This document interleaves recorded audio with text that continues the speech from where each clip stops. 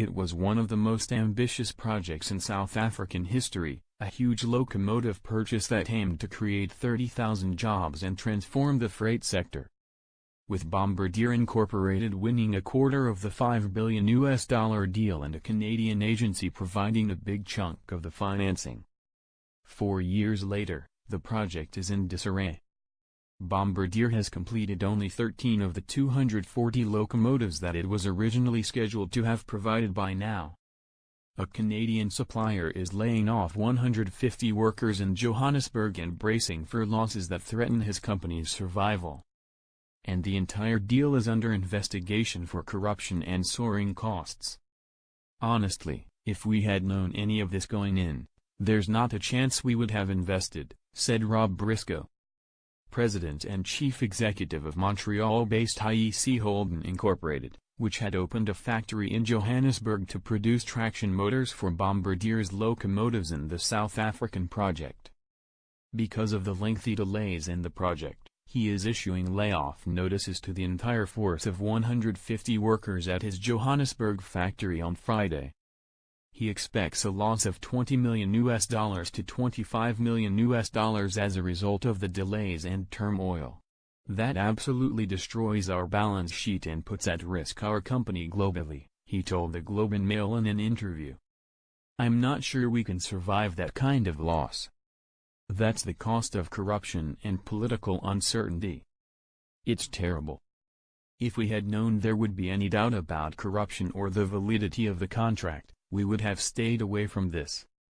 Canada's federal export agency, Export Development Canada, provided $450 million in financing to support Bombardier's $1.2 billion share of the project.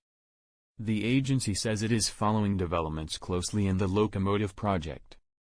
Bombardier is asking IEC Holden to stop producing motors for the locomotives for up to a year, because the project is so far behind schedule, Mr. Briscoe said.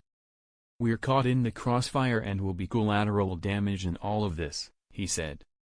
He is hoping that South Africa's state-owned freight company Transnet, which awarded the locomotive contracts in 2014, will step into the breach and ask his company to keep producing the motors for the project. If not, he says, the losses and layoffs will damage South Africa's reputation as a foreign investment destination.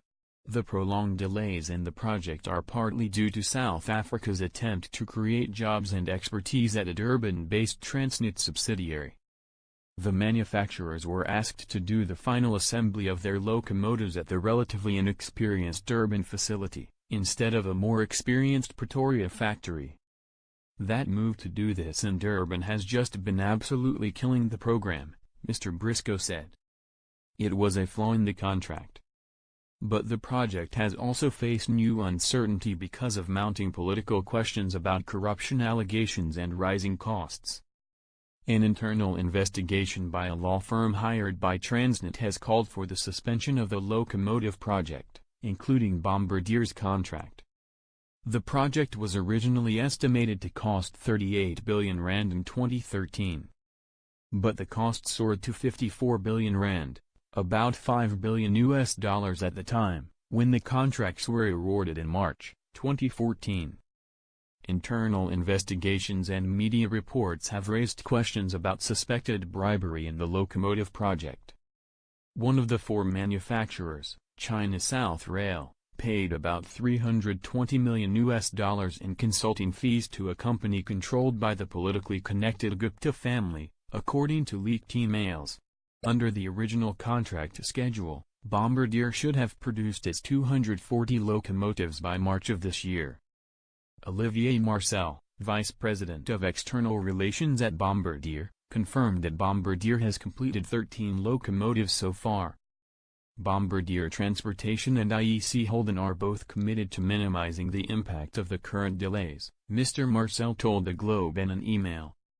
We are confident that we will find a solution to the current contractual issues, that serve to protect jobs and capability within South Africa. And we look forward to successfully delivering the project for our customer. Bombardier and IEC Holden have a positive commercial relationship. The delays have nothing to do with the South African government's current review of the locomotive contract, Mr. Marcel said. A spokesman for South Africa's Department of Public Enterprises, which is responsible for Transnet and other state-owned companies, said the department was unable to comment on the layoffs caused by the delays in the Bombardier contract.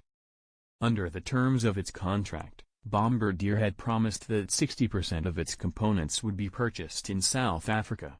As part of that promise, it ordered motors from Mr. Briscoe's factory in Johannesburg, the first in Africa to make electric locomotive motors. The factory has provided much-needed jobs and technical training for 150 workers, while helping Bombardier meet its localization targets. But if the project delays continue, the factory will begin a shutdown process within the next 10 days, Mr. Briscoe said. We have a world-class operation with incredible skills transfer and great people, and to lose that would be an absolute shame.